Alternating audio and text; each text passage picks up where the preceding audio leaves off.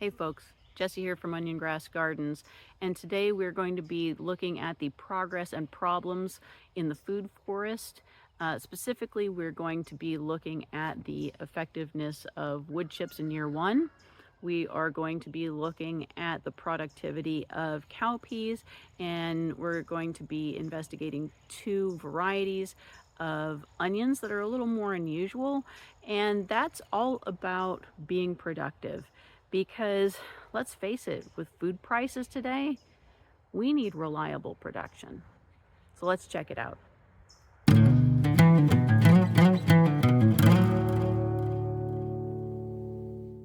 So I started laying down wood chips in what was going to be my food forest in this past winter.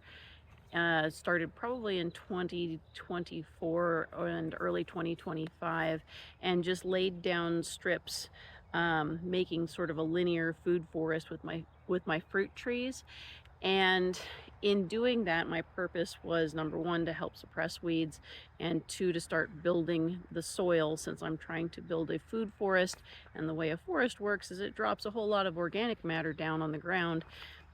And then what do you get? You get soil building, right? You have an environment for the insects and microbes that can break down that matter and make good, healthy soil. So that was the purpose in putting the wood chips down.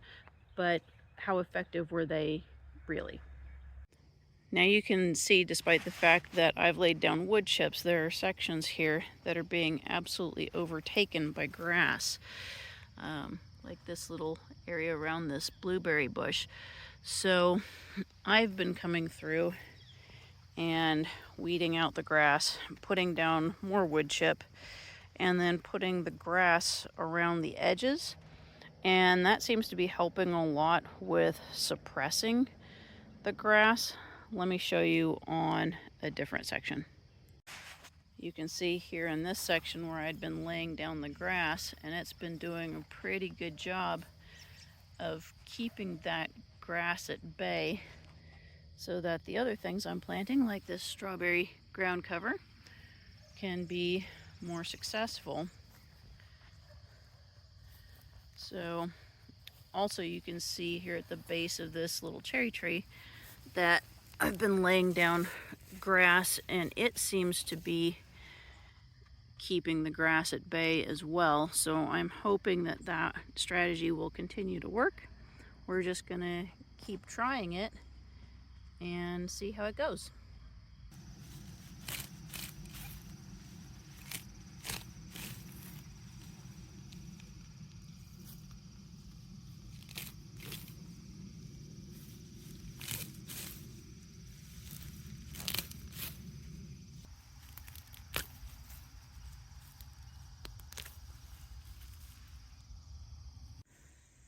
So do the wood chips work? Have they done their job in the aspect of building soil? I would say yes. Look at how nice and dark brown that is. Let me show you the native soil underneath. That is clay. But in the areas where wood chip has been laid down, if you clear it back even just a little, you can see it's dark and composty. That's not a word, but you know what I mean.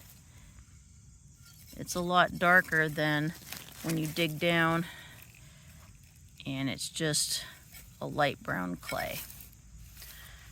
So did they work as far as building soil? I would say yes, the wood chips are working.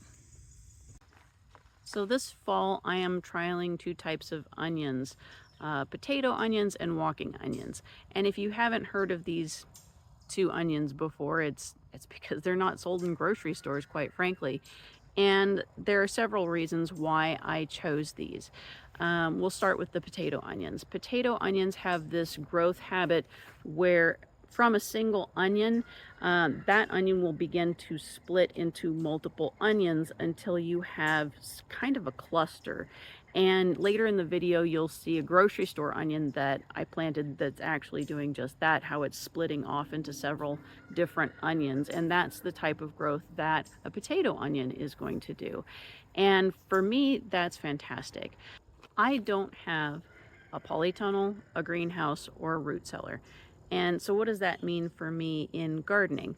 Well, number one, it means I can't start my seeds out in a greenhouse or polytunnel. I start all of my seeds for the entire garden on a bookshelf in a south-facing window because my little itty-bitty greenhouse was taken out by tornado winds this year. So I have a very limited amount of space that I can use to start onion starts. And because of the way that potato onions multiply, they actually create their own starts.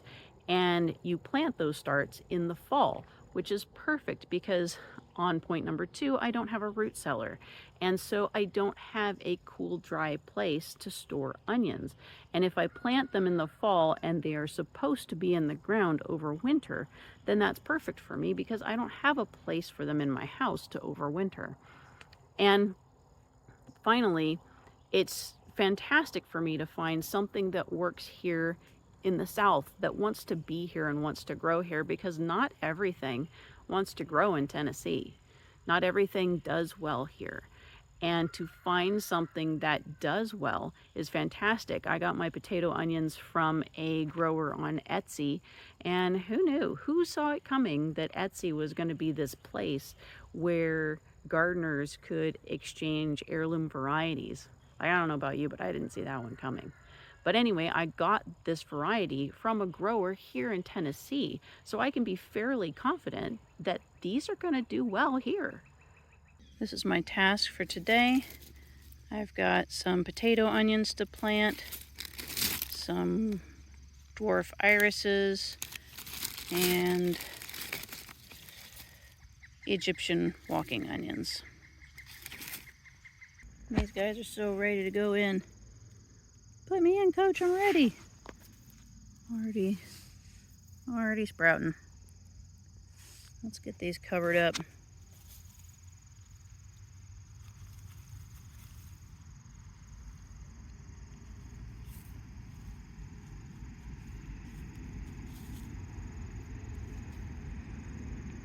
And how about the Egyptian walking onions? Well, they're called walking onions if you're not familiar, because once those onions go to seed, they put up a stalk with flowers. And normally with onions, those flowers turn into seeds that drop. But with walking onions, they turn into tiny little bulbs.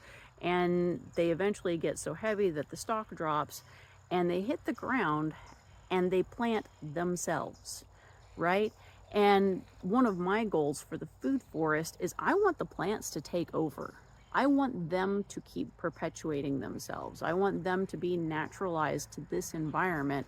And so to have an onion that reproduces for itself and plants itself is fantastic.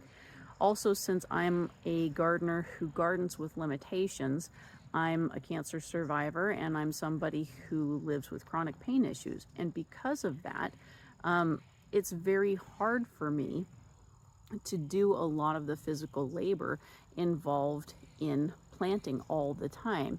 And if I can have more plants that plant themselves, that's fantastic.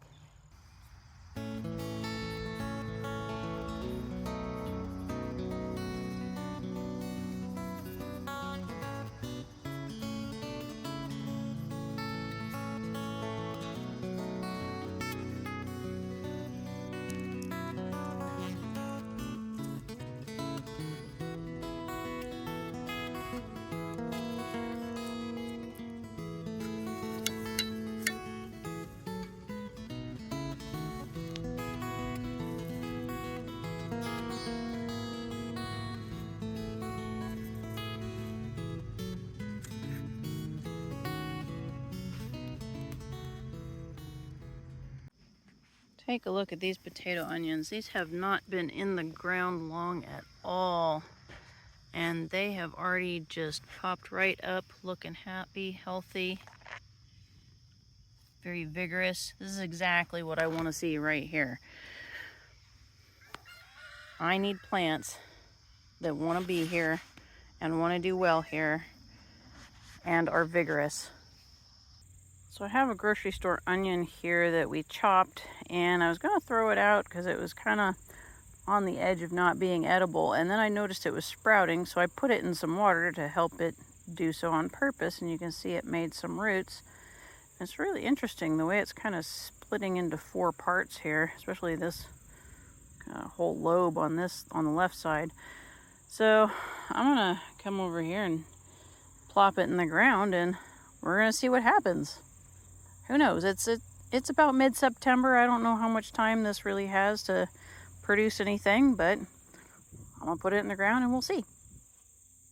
All right, because this has cuts in it, I didn't know about burying it all the way, so I left it with its greens poking out here, and I've planted it next to my little stepstone plant, underneath a jalapeno, and next to the cosmos. So we'll see.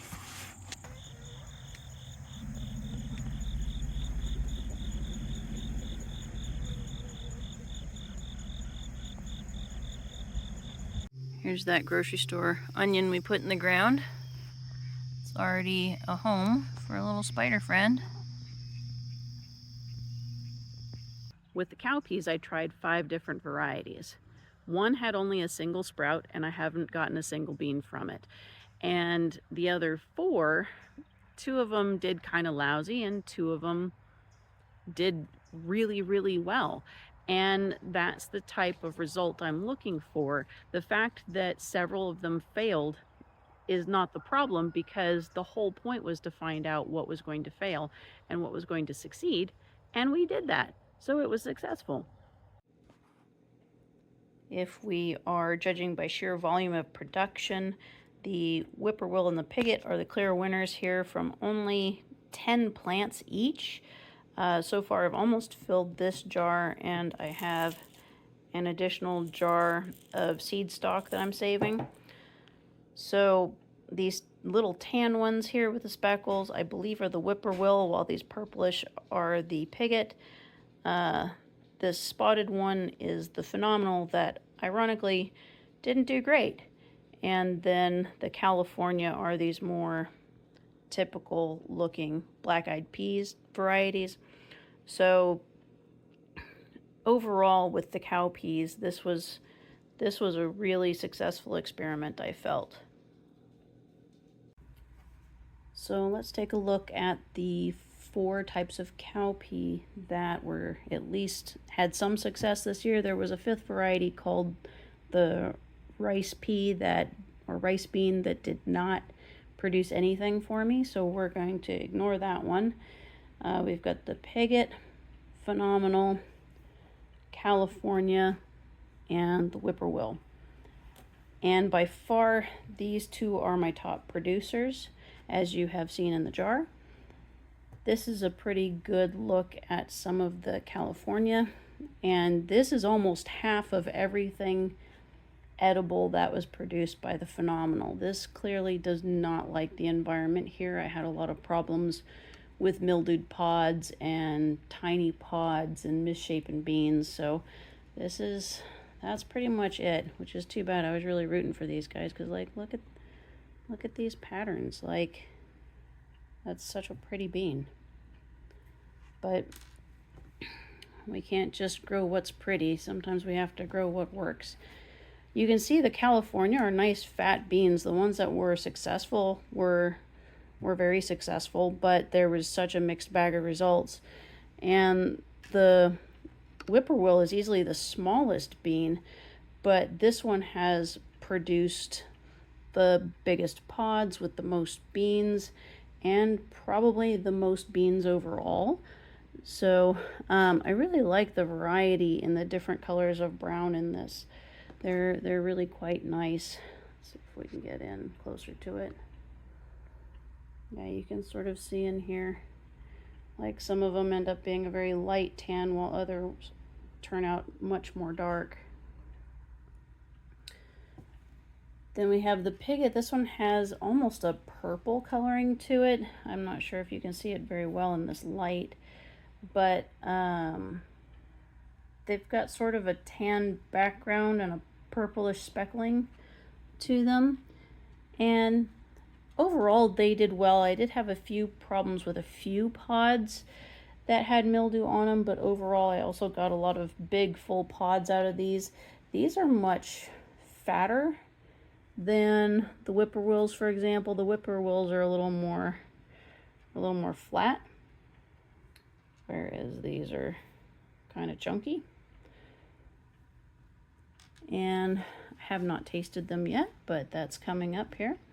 So that's it. These are the 4 varieties that I tried out this year, and these 2 are the 2 varieties I'm going to be planting again. Plus, there will probably be some new varieties that are already known to do well in the South that I will also be planting. Beans are easy to grow here if you're just looking to grow a green bean style bean, like a pole bean. But the issue is that we have so much humidity here. 90% humidity is not uncommon. And because of that, everything is constantly covered in dew. Every morning, the entire yard is sopping wet.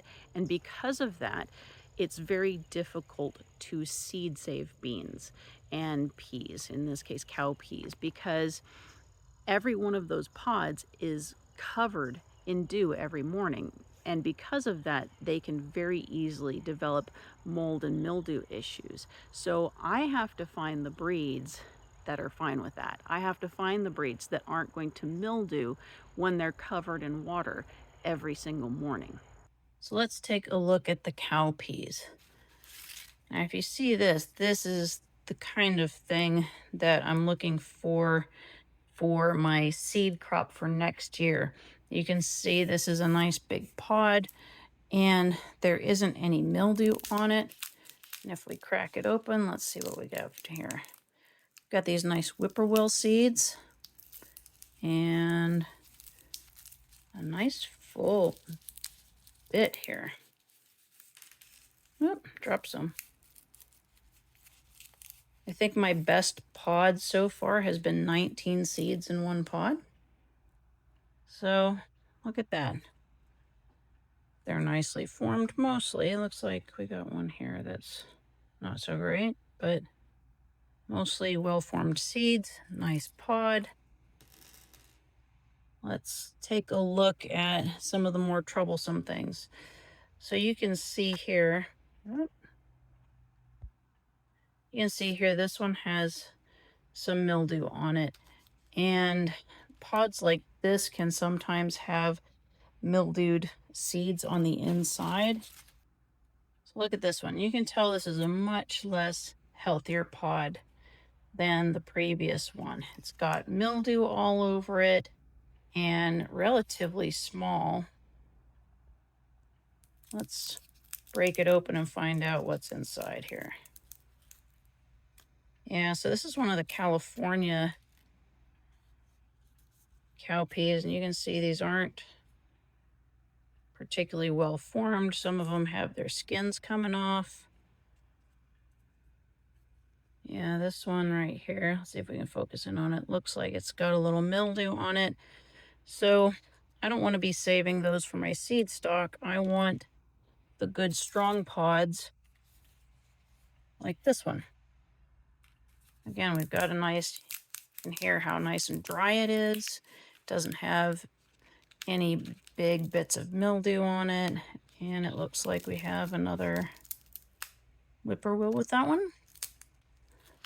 Let's see. This one's gargantuan.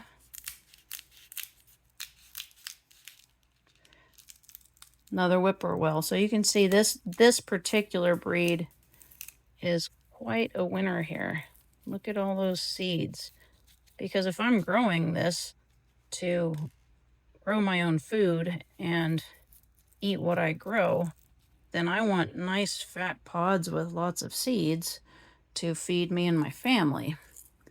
And what I don't want is seed pods that have mildew all over them and have only a few sorry beans inside. Like that's, oh yeah, those look bad. Oh, oddly enough, these are the Pigot, and the Pigot has actually been a pretty good breed mostly. Looks like we got a bad one though. But this is the challenge. This is the challenge in the environment I'm in because it is so wet here all the time. It is actually hard to seed save from for things like beets that need a good dried pod. Now these ones turned out all right. I probably won't use this for my seeds for next year's garden, but these are at least edible. That's a plus. This is why I need bean pods that can withstand mold. Looks like this every morning. Everything just soaking wet.